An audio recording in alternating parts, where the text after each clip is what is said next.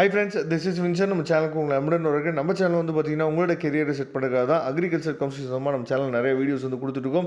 ரெகுலராக நம்ம சேனலை ஃபாலோ பண்ணுங்கள். மறக்காமல் உங்கள் ஃப்ரெண்ட்ஸுக்கு மேக்ஸிமம் நம்ம சேனலை பற்றி சொல்லுங்கள். அது மட்டும் இல்லாமல் நம்ம சேனலோட வாட்ஸ்அப் குரூப்பில் கண்டிப்பாக ஜாயின் பண்ணுங்கள்.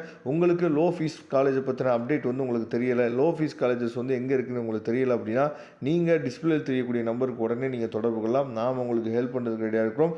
சில காலேஜஸில் ஹாஸ்டல் ஃபீஸோட சேர்த்தே வந்து பார்த்தீங்கன்னா 1.5 லட்ச ரூபா தான் வாங்குறாங்க. அந்த மாதிரியான காலேஜஸ் வந்து உங்களுக்கு தெரியலை அப்படின்னா நீங்கள் உடனே நம்மளை தொடர்பு கொள்ளுங்கள். நாம் உங்களுக்கு ஹெல்ப் பண்ணுறதுக்கு ரெடியாக இருக்கிறோம். ஓகே ஃப்ரெண்ட்ஸ், நிறைய பேருக்கு ஒரு டவுட் இருக்குது. சார் எங்களை எப்படி சார் வந்து அதாவது ஃபேஸ் 1 கவுன்சிலிங்க்கு எங்களை எப்படி சார் கூப்பிடுவாங்க? ஏன்னா நாங்கள் வந்து வெயிட் பண்ணிகிட்ருக்கோம். அதாவது ரேங்க் வந்து 24ஆந்தேதி நமக்கு வந்து வரும்னு சொல்லியிருக்காங்க. ஆனால் என்னை வந்து ஃபஸ்ட் ரவுண்டு கவுன்சிலிங்லேயே என்னை கூப்பிடுவாங்களா, இல்லை வந்து ஃபஸ்ட் ரவுண்ட் கவுன்சிலிங்கில் கூப்பிடாமல் விட்டுட்டாங்க அப்படின்னா எனக்கு வந்து சீட்டு கிடைக்குமா? இந்த மாதிரி நிறையா டவுட் வந்து உங்களுக்கு இருக்க தான் செய்யும். சரியா, நல்லா நீங்கள் கவனிச்சுக்கணும். அக்ரிகல்ச்சர் கவுன்சிலிங்கை பொறுத்த வரைக்கும் நமக்கு வந்து ஃபஸ்ட்டு ரவுண்டு கவுன்சிலிங்க்கு யாரெல்லாம் கூப்பிட்றாங்களோ அதுலேயே வந்து சீட்டு வந்து ஃபில் ஆகி அதுலேயே வந்து முடிஞ்சிருச்சு அப்படின்னா செகண்ட் ஃபேஸ் வந்து கூப்பிட மாட்டாங்க. ஆனால் இது வரைக்கும் அப்படி செகண்ட் ஃபேஸ் வந்து நடக்காமல் இருந்தது இல்லை.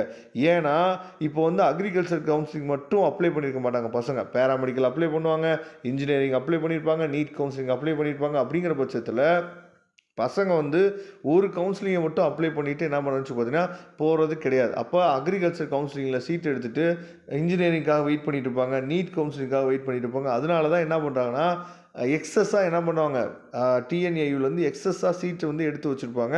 அதனால கண்டிப்பாக ஃபேஸ் 2 வந்து நமக்கு நடக்க தான் செய்யும். ஓகே சார், ஃபேஸ் 1க்கு எப்படி சார் நம்மளை கூப்பிடுவாங்க அப்படின்னு சொல்லி பார்த்தீங்கன்னா இதுதான், இப்படி தான் நம்மளை என்னன்னு பார்த்தா கூப்பிடுவாங்க. நல்லா நீங்கள் கவனிச்சுங்க. அதாவது ஜென்ரல் ரேங்க், உங்களுக்கு வந்து ரேங்க் லிஸ்ட் வந்து வரும். சரியா, உங்களுக்கு ரேங்க் லிஸ்ட் வரும். அந்த ரேங்க் லிஸ்ட்டில் ஜென்ரல் ரேங்க்குன்னு சொல்லி கொடுத்துருப்பாங்க, இன்னொன்று வந்து கம்யூனிட்டி ரேங்க்குன்னு சொல்லி கொடுத்துருப்பாங்க. இப்போ நீங்கள் இங்கே பார்க்குறது வந்து ஜென்ரல் ரேங்க். இதை நல்லா தெளிவாக நீங்கள் புரிஞ்சுக்கணும். சரியா, அதாவது நல்லா தெளிவாக நீங்கள் என்னோடய வார்த்தைகளை கவனிக்கணும். இப்போ வந்து நீங்கள் ஓசி கம்யூனிட்டியில் நீங்கள் இருக்கீங்க அப்படின்னா ஜென்ரல் ரேங்க்கு 1லேருந்து 20,224வது ரேங்க் வரைக்கும் நீங்கள் என்ன பண்ணலாம், ஃபேஸ் 1க்கு நீங்கள் வரலாம் அப்படின்னு சொல்லி இந்த மாதிரி தான் இந்த வருஷம் நமக்கு அப்டேட் வந்து வரும். பிசி கம்யூனிட்டியில் இருக்கீங்க, ஃபஸ்ட்டு ரேங்க் அதாவது ஜென்ரல் ரேங்க்கில் ஃபஸ்ட்டு ரேங்க்கில் இருந்து 20,258 வரைக்கும் யாரெல்லாம் இந்த ரேங்க்குள்ளே இருக்கக்கூடிய பிசி கம்யூனிட்டிஸ். சரியா, இது வந்து கம்யூனிட்டி ரேங்க் வந்து கிடையாது. இதை தெளிவாக நீங்கள் பார்த்துக்கணும். ஜென்ரல் ரேங்க்கில் நீங்கள் பிசி கம்யூனிட்டியில் ஃபஸ்ட் ரேங்க்லேருந்து 20,258 வரைக்கும் இருந்தீங்க அப்படின்னா நீங்கள் வரலாம். எம்பிசியை பொறுத்த வரைக்கும் ஜென்ரல் ரேங்க்கில் ஃபஸ்ட்டு ரேங்க்லேருந்து 19,711 வரைக்கும் நீங்கள் ஃபஸ்ட் ரவுண்ட் கவுன்சிலிங் வரலாம். எஸ்சியை பொறுத்த வரைக்கும் ஜென்ரல் ரேங்க்கில் ஃபஸ்ட் ரேங்க்லேருந்து 23,283 வரைக்கும் நீங்கள் வரலாம். பிசிஎம்மை பொறுத்த வரைக்கும் ஃபஸ்ட் ரேங்க்லேருந்து மொத்தமாக அந்த வருஷம் கவுன்சிலிங் அப்ளை பண்ணவங்களே எவ்வளோ பேர்னா 36,410 பேர் தான் அப்ளை பண்ணாங்க. உங்களுக்கே தெரியும் நமக்கு பிஎஸ்சி அக்ரிகல்ச்சர் சீட் வந்து வெறும் 3000 சீட்டு தான் இருக்குது. சரியா, அப்போ எவ்வளோ பேர் வந்து கலந்துக்கிறாங்க அப்படிங்கிறத நீங்கள் பாருங்கள். அடுத்து எஸ்சிஏல ஃபஸ்ட் ரேங்க்லேருந்து 26,653 வரைக்கும் ஜென்ரல் ரேங்க்கில் நீங்கள் கலந்துக்கலாம். எஸ்டியை பொறுத்த வரைக்கும் ஃபஸ்ட் ரேங்க்லேருந்து 25,919 வரைக்கும் நீங்கள் கலந்துக்கலாம்.